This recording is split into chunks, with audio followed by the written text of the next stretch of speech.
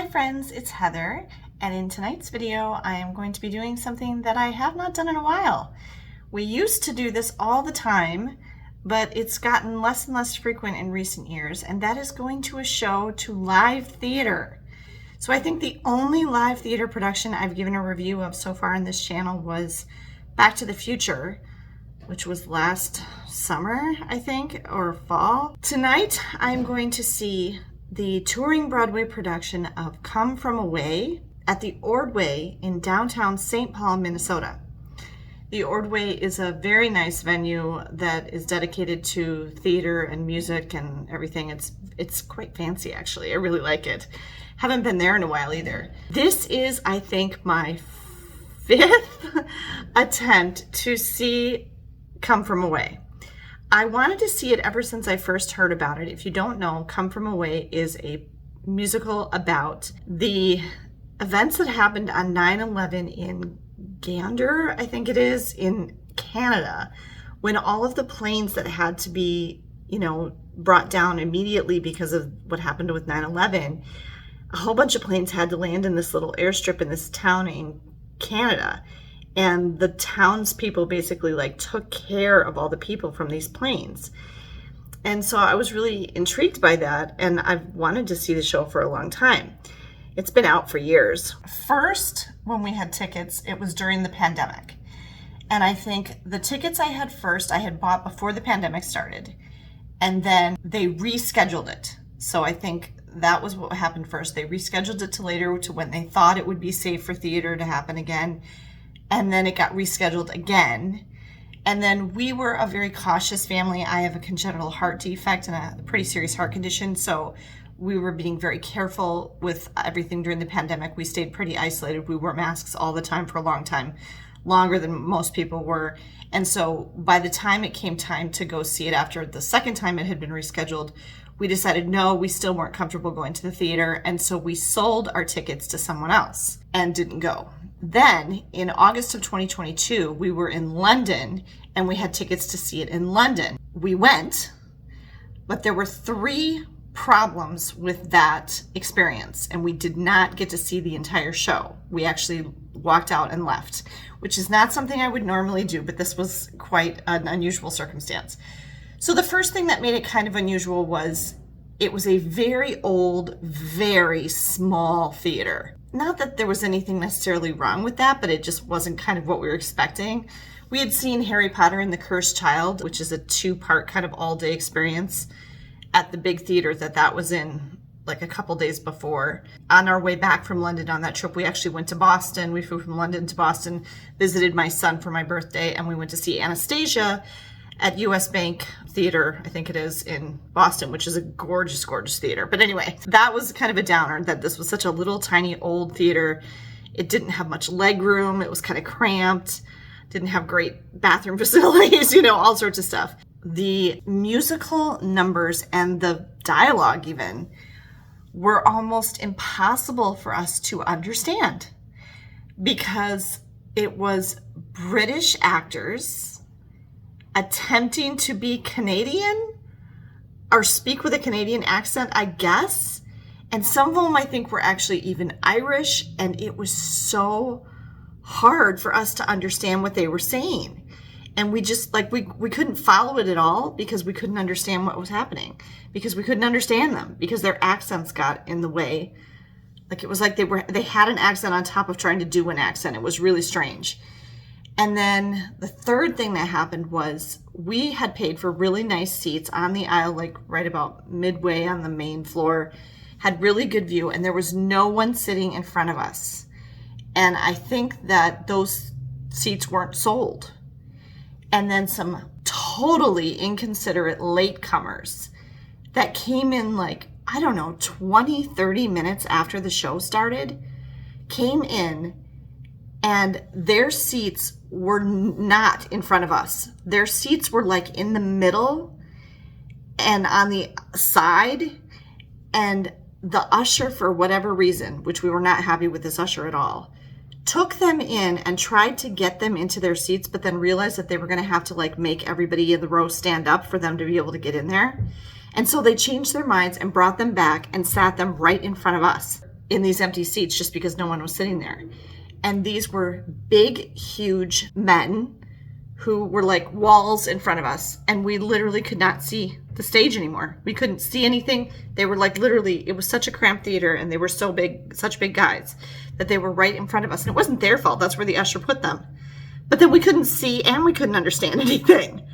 So I was like, this is pointless. What did I pay the money for? And so we got up and left. And we did not get to see the end of the show. So I think we only saw, like I said, like 20, 30 minutes of it. And so I was really disappointed at that experience. Then I bought tickets again. It came here to the Twin Cities. It was either last summer or the summer before. So 2023 or 2024, I can't remember which. And I had the tickets for quite a while. But when it came time for us to actually go to the show, it was Megan. And Megan and I were going to go, just the two of us. And she said she didn't want to go. She said she really didn't want to go and she had no interest in going. She had no interest in seeing it. And so we didn't go. And I was out my money for those. I think I might have sold them to a friend of my mom's maybe, but we didn't go. So I still have not seen all of Come From Away. I really would like to see it with an American or Canadian group of performers so that I hopefully can understand everything that they're saying, even if they have Canadian accents. I mean, I live very close to Canada, so I'm used to hearing what people from Canada sound like.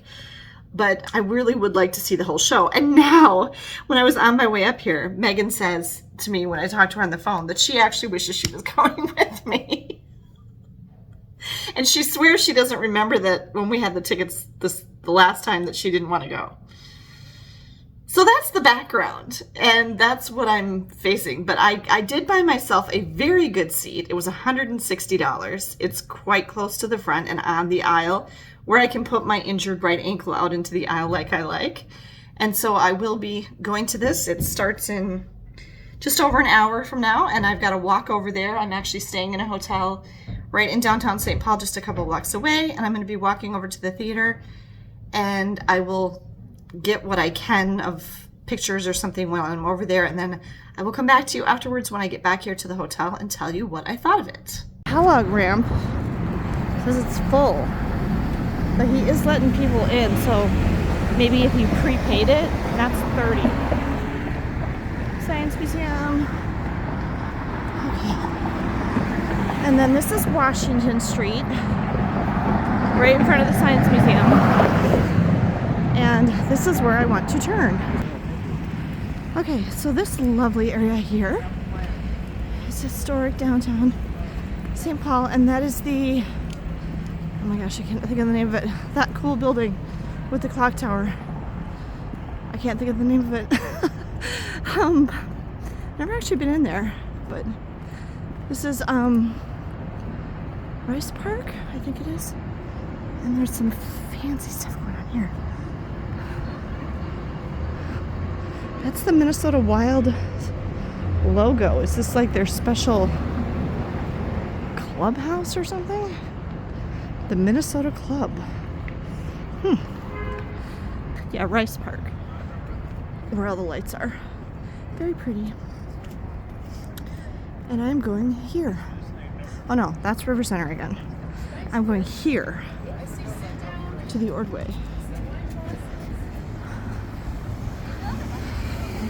And now I'm 45 minutes early. Not too bad. So this is the Ordway. It's a very lovely venue. All right, I am back in my hotel room after seeing Come From Away. Okay, here's everything about the experience. Okay, the Ordway is an absolutely beautiful theater. There's really not a bad seat in that theater. I haven't ever been really up high. There's the main floor level, there's the mezzanine level, and then there's the balcony. And I don't know what those upper seats are like. Now, I had selected a seat in the most expensive well, there might have been one category that was more expensive, but I was in pretty much the higher categories. I paid $160 for my seat, and I was on the floor on the left side, and I thought I had chosen the seat on the right aisle. Now, what the box office guy and I kind of determined is we think that the reason I thought it was the right aisle is because the 3 seats, I think it was, next to me between my seat and the aisle were already taken, and so they were ghosted, so they were very faint on the seat map. And the seat map was kind of small, and my eyes aren't great anyway, so I think I just didn't realize that that wasn't the aisle seat. So when I got down there, I sat in the aisle seat thinking that was my seat. I was very close to the stage. It was actually the second row, and I actually was thinking, this is actually a little too close. It was row F, A, B, C, D, E, or no, E was in front of me. There was that row in front of me. I think A, B, C, and D were only in the middle section. So those were possibly the higher priced, most high priced ones. But there was no A, B, C, or D row in front of us on the side. So I was in the second row, which was actually a little closer than I really wanted to be. And I was sitting in the aisle, and I was all comfortable and everything, and thinking, okay, this is where I'm going to be. And then these three women came and said, I think you're in our seat. And I was like, no, I'm not, And then I looked, and the guy, like, in front of me said, no, you're in 101. And I was supposed to be in 104. And I was like, oh, shoot. And so then I moved over to 104. I mean, I'm a fairly compact person. I'm kind of tiny, I guess. And these ladies were much, much bigger than me. Okay. They were a lot bigger than me. And the lady right next to me was spilling over into my seat over the armrest. And she also smelled terribly of onions. And it was kind of making my eyes water, actually. So I don't know if they'd gone to dinner beforehand or something, but I was like, dang it, this is not what I wanted. And now I could not stretch out my ankle. If you don't know, I broke both of my ankles 5 years ago now. And my right ankle, we found out much later, I had torn like every major ligament in my ankle. That's never really healed right. It's difficult for me to sit through a show when I can't extend that ankle. I also have trouble on planes. Like, it's difficult for me. So I need to be able to stretch that ankle out and move it around. So that's why I always try to get a seat on the aisle so that the aisle is on my right-hand side so I can stretch out my right ankle. And now I didn't have that. And so I sat there for a minute trying to decide, like, can I stand this? And I was actually like, no. So I grabbed my stuff and I got up and I went out the other way away from these ladies. And I went and waited in line at the box office, and I said to the guy, I told him exactly the problem. I said, I need to be on the aisle with the aisle on my right, and I need to have space to stretch out my ankle. And I thought that's what I had picked, but I guess not. Can you help me find, is there anything else that fits that criteria? And he was very, very nice, and he put me in a box seat. He said it was actually a little bit less of a price seat, but there's no credits. And I said, that's fine, I don't care.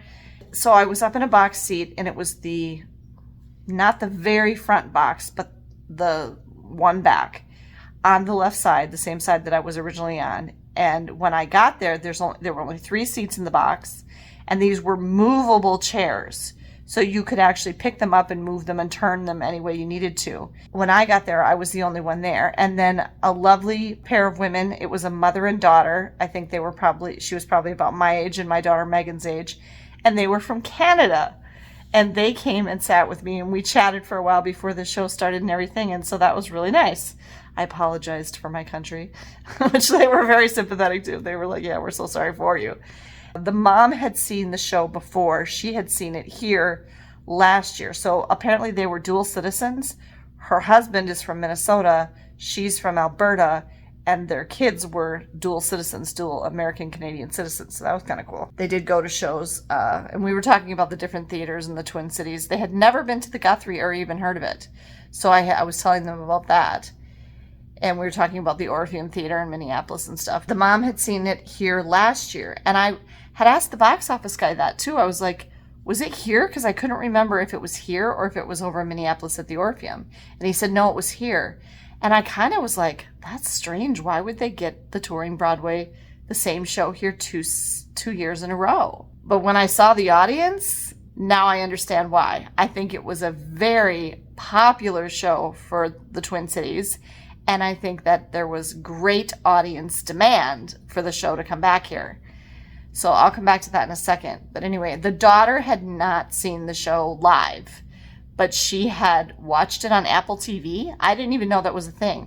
And I heard somebody downstairs when I went to change my ticket to say something about I saw the movie, which I didn't even know there was such a thing. I'm assuming it was just like a film production of a live production, kind of like how they did Hamilton on Disney Plus, maybe. If anybody knows, tell me in the comments. I was completely fine in that seat. I had tons of room to stretch my leg out and everything. I'll put a picture in here. The Ordway is a beautiful theater, like I said. The stage was set up exactly the same way as it was when we saw it in London. So I heard somebody say, maybe it was before I switched seats, one of the other ladies down below had said, oh, this is exactly how it was in someplace else they saw it. So there seemed to be a lot of repeat audience members coming to this more than once, which I guess technically I am too. Right away, I could tell that I was going to like this one way better than London. First of all, I didn't have anybody blocking my view. A tiny bit of the very left side of the stage was cut off from view because of the box in front of us, but we could actually kind of just lean over a little bit and then we could see what was over there. And they hardly ever do anything off to the very sides of the stage in this show anyway. They keep basically all of the action, if you will, right in the center of the stage. So it's really unlikely that you're not going to be able to see something happening. The sound was terrific. The sound in that theater is very, very good. If you don't know what this show is, like I said a little bit at the beginning, it's about 9/11 and how all the planes were grounded and a whole bunch of planes had to land in Gander, Newfoundland in Canada, which was a very important air base like during World War II and back in that day. But now it had kind of petered down to nothing. But this just happened to be the only place that a lot of planes could land, especially transatlantic flights, because they had to put down immediately and they couldn't go into U.S. airspace. And U.S. airspace was closed. I remember that distinctly because we had a family reunion that next weekend. And my cousin and his wife and their son came from California. And I remember they said their little boy, who is my cousin's wife, his wife is black, just the way he looked or something, I don't know. They profiled my cousin's son.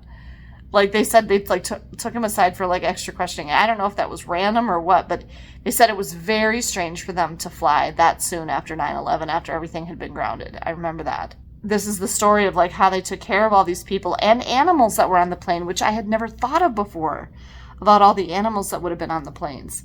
And that was kind of neat. And now that I look at it with this better cast and the fact that I was able to actually understand everyone and my view wasn't blocked like it was in London, this was a very, very good cast. So it's 18 actors, a mix of men and women. And something I liked about it is they were all like so normal. There's a mix of races and height and build, and they're all like in their like 30s, 40s, and 50s. You'd hardly even realize that these were actors. I mean, they just looked like regular people they would have pulled in off the street.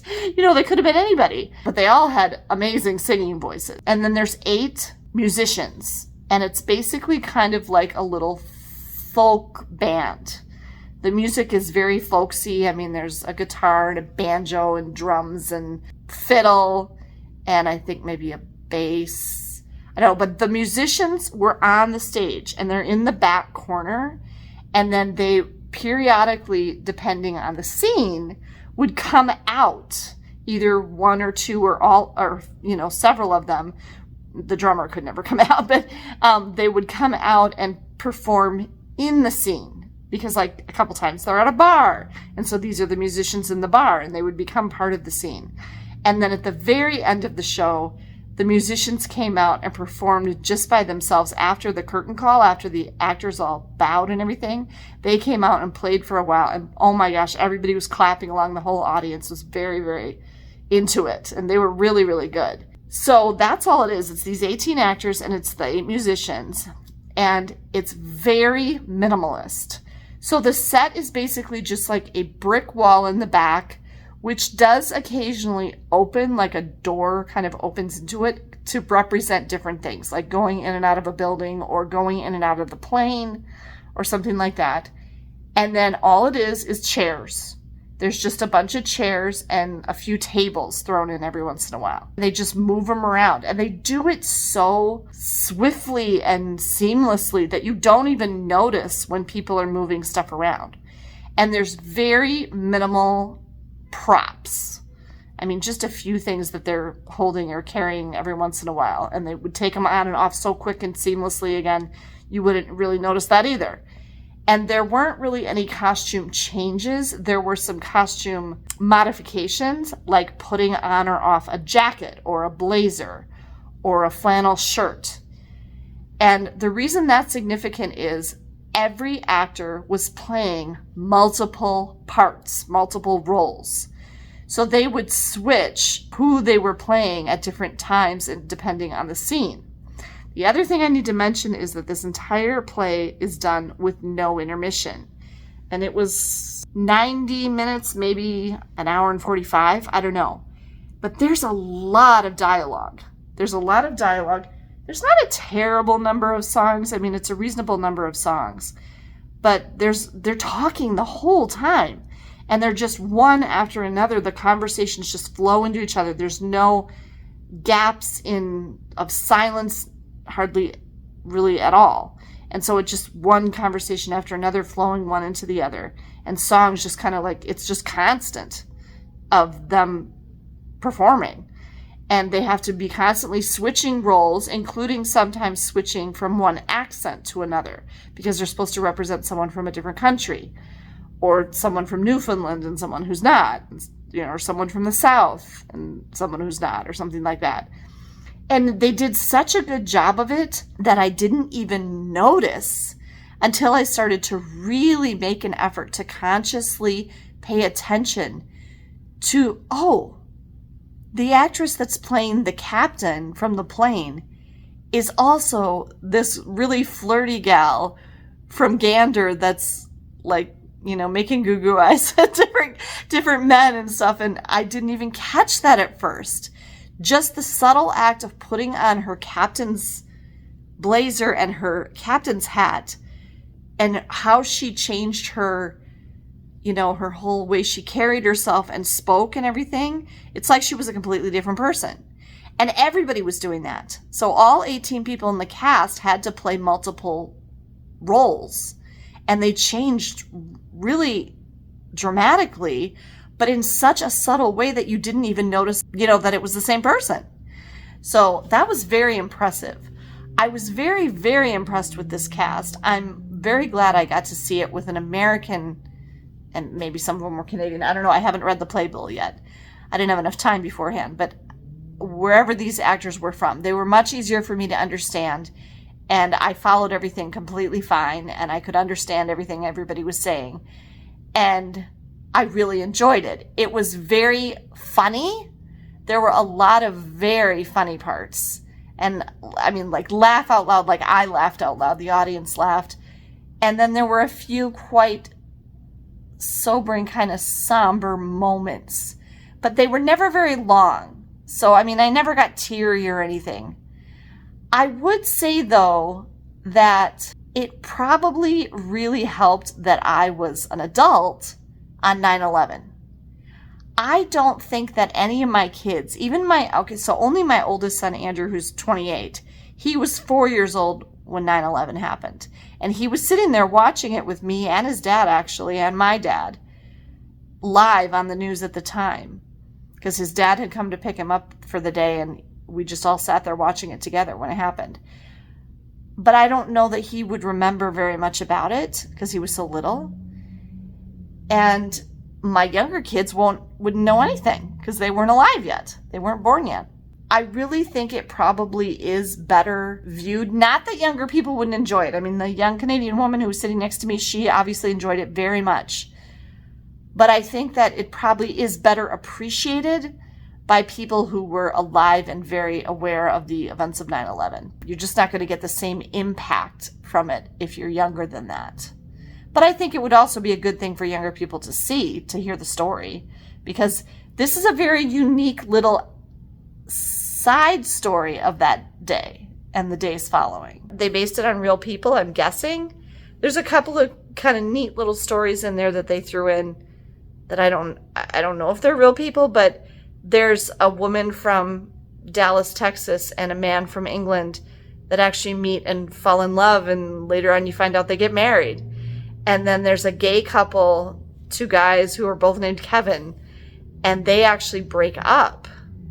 And that's kind of sad. And then there's a mom, a woman who her son is a firefighter in New York City, and she can't get a hold of him the whole time she's in Gander. There's several little individual personal stories like that of people that were on the planes to kind of make it more personal and realistic. And they were all really good. But then the whole thing is just kind of a musical, fun, sort of light, humorous, this situation is kind of absurd, like the one black guy from the plane, he's staying with the mayor of Appleton, which is one of the towns in Newfoundland. And the mayor says, okay, we're going to have a big, cookout, a big grilled barbecue for everybody. And so he says, I need you to go to all the houses and take all their grills. And the guy's like, what do you mean take all their grills? And he's like, just go to their yards and just take all their grills and bring them. And he's like, I'm going to get shot. And he's just like, this is crazy. And then it's super funny because everybody's so friendly and nice that when they see him out there, like basically stealing their girl from their yard, they're like, oh, we just put on a cuppa. Do you want a cuppa? Do you want some tea? While you're here. And he said everybody he went to offered him teas. And he said the people were actually helping me steal their own grill out of their yard to take to this thing. And so it was just like funny little moments like that. Like when the gay couple is in a bar and they're like afraid to tell anyone that they're actually a couple and they're gay. And then they slip, one of the guys actually says something that kind of gives it away. And then like everybody's telling me like, oh, my sister's gay or my so-and-so's gay. And I mean, it was just so light and funny and kind of like comic relief for the situation. So there was a whole bunch of stuff like that. I also really liked the part with the woman from the SPCA who was trying to take care of the animals from the plane. I thought that was really neat too. And I didn't get to see that part when we saw the part that we did see in London. It was overall a very impressive performance. Now that I look at it, like when I look at it analytically, knowing what goes into like putting on a theater performance, having, been on a lot of shows and everything and knowing all the technical stuff that goes into it and everything, seeing what all those actors, those performers had to do to make this, it's very fast paced. You don't need an intermission because you're never bored. You're never starting to get stir crazy or anything like that. You're just totally engaged the whole time. And so to keep up that pace and carry the audience's attention through the whole thing, the way that they do is very, very impressive. The other thing that I really liked about this particular show was the audience was terrific. It was very near a packed full house. There was maybe in the boxes a few empty chairs that I could see here and there, but the whole rest of the theater looked to be completely full. And the audience was very engaged and very responsive. And I know as an actor that when you don't have a responsive audience, that can really change the tone of the show because of how it makes the actors feel. It's like, you want people to gasp at something surprising or laugh when there's a funny part or, stuff like that. You want to hear that they're reacting to what is happening in the show. And this was a very responsive audience and they were terrific. The audience was really good and instant standing ovation, including me. We all stood up immediately afterwards because they did a very, very good job. It was really good. And then afterwards, everybody was clapping along when the musicians came out to play and everything. So it was a very well done show. I'm really glad I got to see it again. I'm glad I got to see it at this theater with this particular group of performers, with this particular audience, but not British. Okay.